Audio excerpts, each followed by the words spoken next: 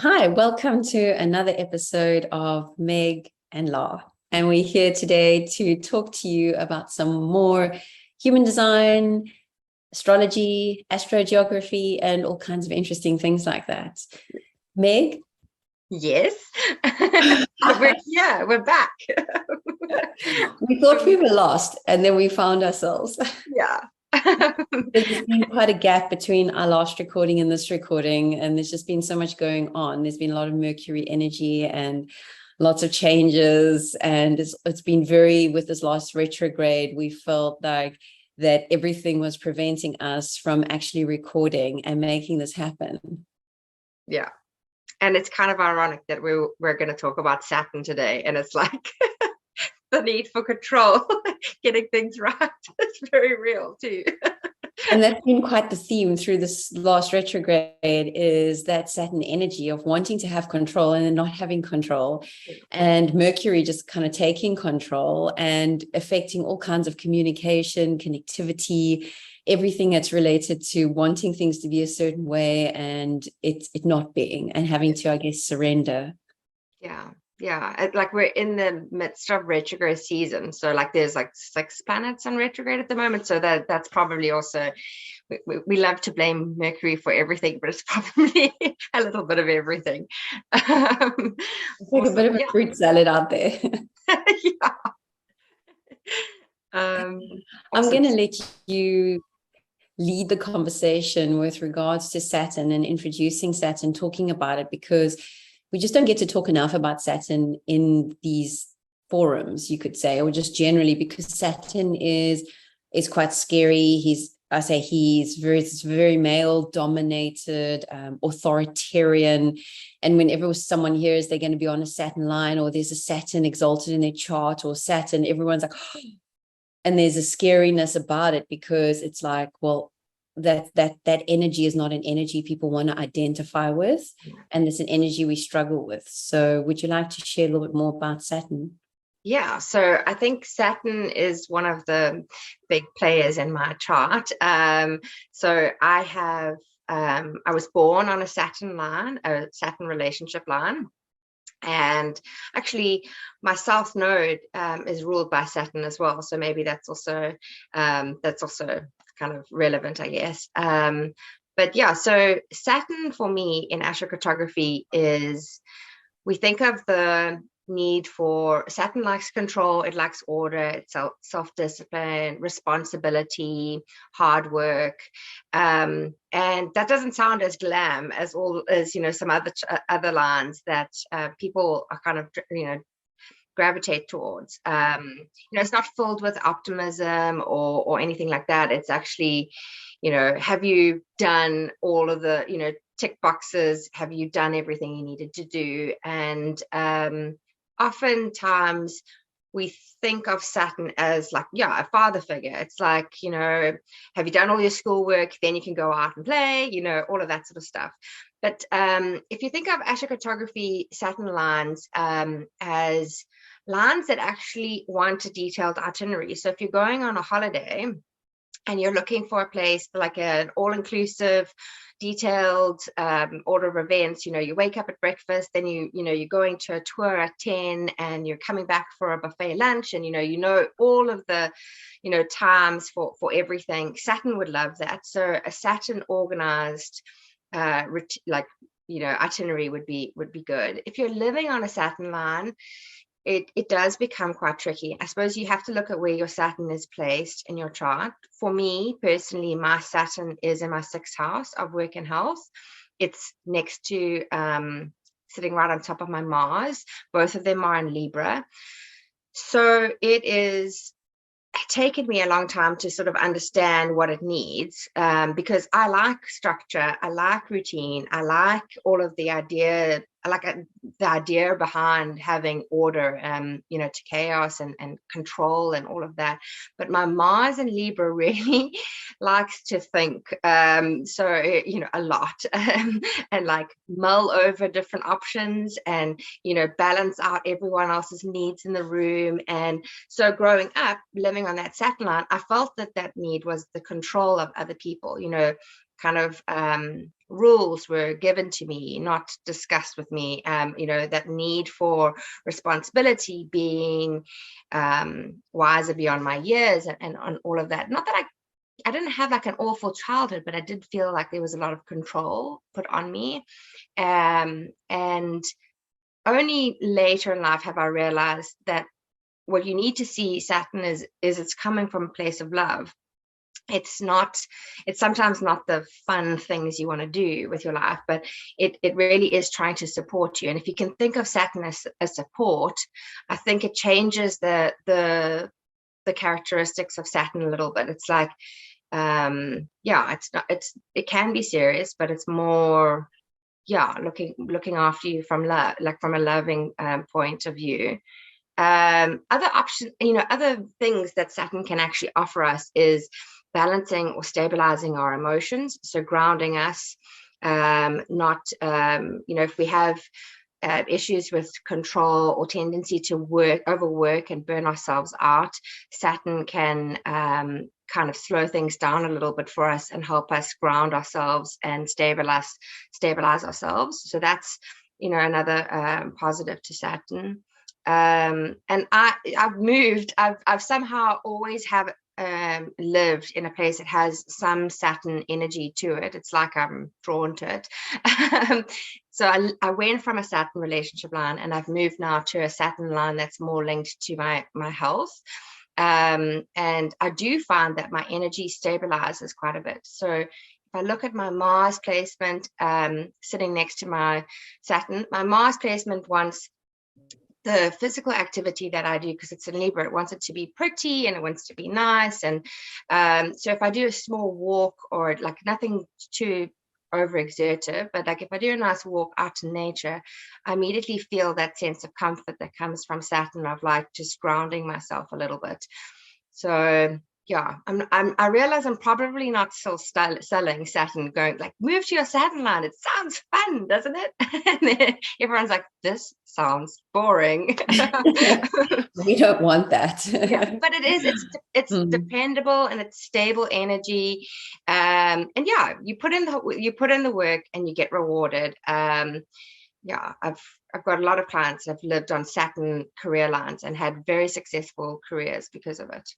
It makes you focused in that area. But I guess also, if you're in a space and you don't have the focus you need to feed that Saturn line, then it can just turn into chaos, I guess, and that's why it's important to know where your Saturn line sits in your chart for us all individually to understand that. And then where in relation you are to that energy in the world. So how close you are to that line to see how it needs to be nourished, let's say. Because if you're working self-employed, you're close to your Saturn line, it's in your career, but you're not really making progress, then being self-employed is not going to really work for you. You're going to actually have to really put yourself out there. You need something, I want to use the word, because Saturn is sort of this, like it's a warrior energy. It's an energy that wants to go out there and it wants to make something and do it. It's like, on the relationship line, I want to be successful. This relationship's going to work. We're going to pull together, it's going to be like this and that. So this is like very positive energy activation. So the same would apply to career. I'm not close to a Saturn line myself in my chart here. Saturn, as Meg was telling me before, is in my 12th house, and that's affecting spirituality, and home is also that aspect, correct? It's a little bit more unconscious. It's like the stuff that happens behind closed doors. Totally. Yeah. Because spirituality is a behind the closed door aspect, and how much discipline I apply to my spirituality is very Saturn-like, but it's not something that's out there that I can compare, or it can be shown, basically. So it's a very inward, it's very 12th house in that. And sometimes, like for your particular placement, that Saturn, you might have struggles with like feeling misunderstood, like because Saturn, it like kind of it in the 12th house, it's a lonely, like it's a little bit lonely. It's like a lonely journey that you've had to, and you've got it in Libra as well. So there's a thought and a balance and a need to measure everything, and consider everyone else's needs. So your link to spirituality is crucial to balancing you out and to looking after you. But the relationships that you have with other people, or might leave you feeling like they don't get me, like that's misunderstood. Yeah, totally. And when I looked also at our human design, and I looked at your design and my design, I looked for where Saturn was. And I'd love to encourage those listening and watching to look where your Saturn sits in your human design chart. It's easy enough to check these symbols. And it's not the same for all of us. But because Meg and I are so close in age and there's a lot of similarities in our chart, both of ours happen to sit in the spleen. And both of our spleens are defined, as we had discussed before. And splenic awareness and having that in your spleen, the spleen is the fear center. There's a lot of fear around that too. So, here you've got Saturn sitting in an area of intuition plus inherent fear. And so the gates that are active, we see in Meg's chart, we see 57 and 32. And 57 is about this fear of the future and worrying about the future. But it's also, again, bringing us back to the spleen, and it's saying, what is the now energy? Because now creates the future. So let's come back to the now. Are we making the right decisions in the now? So having Saturn for like sort of shadowing over that, for both of us as well, it's like I can totally relate to that energy of worrying about it and having that Saturn flavor of that dominating it. Yeah. And like, it's interesting because even though we're, and I suppose this is a beautiful example of like how all charts are different. So even though our Saturns are both in Libra, yours is sitting in the 12th house, mine is sitting in the 6th house. So, just the way that the movement of all the planets have kind of laid out in our charts. And it's so interesting that you said that futurizing is like, it's like a number one thing that I do. And when I get into those spells of fear, which Saturn can sometimes bring, because it's sitting so close to my Mars, the best thing, which doesn't feel like the best thing in the moment, but is actually just to do a bit of movement. And so maybe also just looking, like yours would be, even though your Mars is not near your Saturn, because your Saturn is in your 12th house, the best thing for you, which is probably not what you want to do, is getting out of your head, is like being connected with people and, getting outside. No, amazing, because that where my Mars is placed is in my heart, not my G-center, my heart space. I always say heart because when I say heart, people think heart, and then that's G-center in human design. But actually the willpower, the heart, which is all about community and giving to the tribe, and the root, which is about the grounding as well. So it's quite interesting how that makes sense. It's like ground yourself through giving to the tribe, working with community, and that's how you can bring yourself back and you find purpose. Another part of the splenic aspect with your chart, you've got 32 and I've got 18. So 32 is about the fear of failure. So again, the taskmaster standing around saying, will you be able to do it? You should be afraid of the future. Can you achieve? This is real strong fear of failure. Plus you have Saturn holding that whip over you in the aspect of your astrological chart, which dominates. So, here, just for those watching and listening, we've got to think of this. It's never in isolation. And that's what this is about. It's always a bit of something in an aspect elsewhere.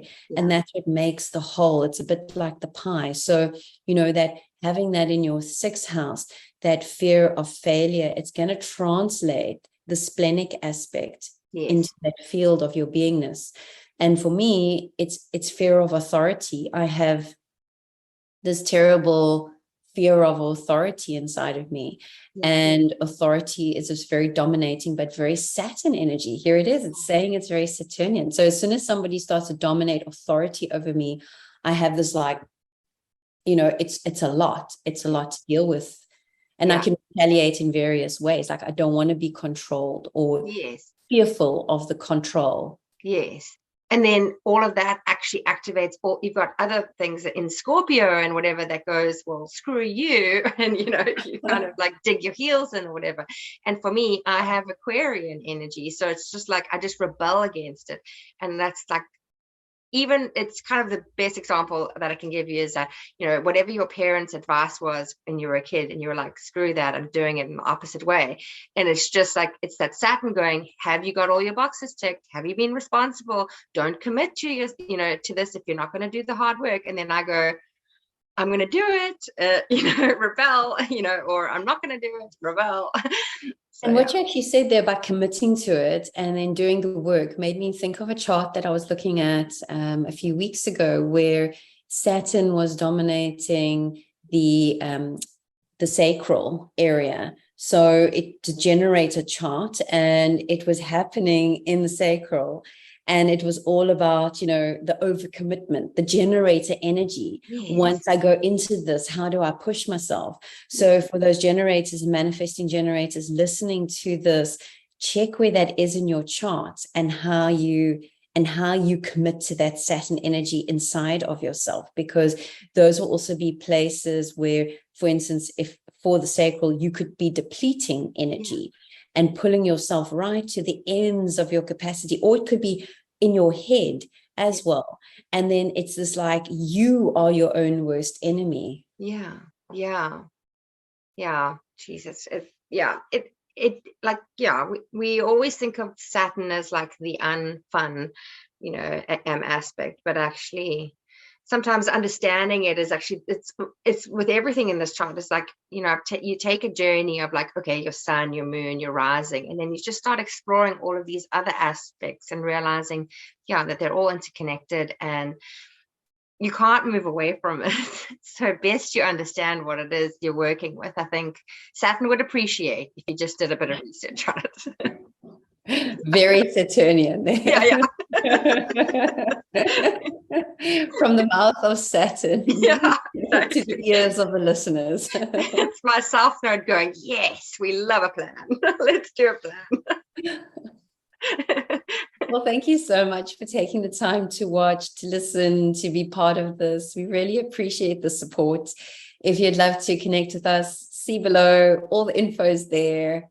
And, if you would like to also connect with us together for a reading, we were talking about collaborating, Megan and I, and we can look at your chart. As long as you've had readings with each of us individually, we can do the collaborative reading because it's easier. Yes. And, we can look at your chart, we can talk about different aspects, unpack it a bit.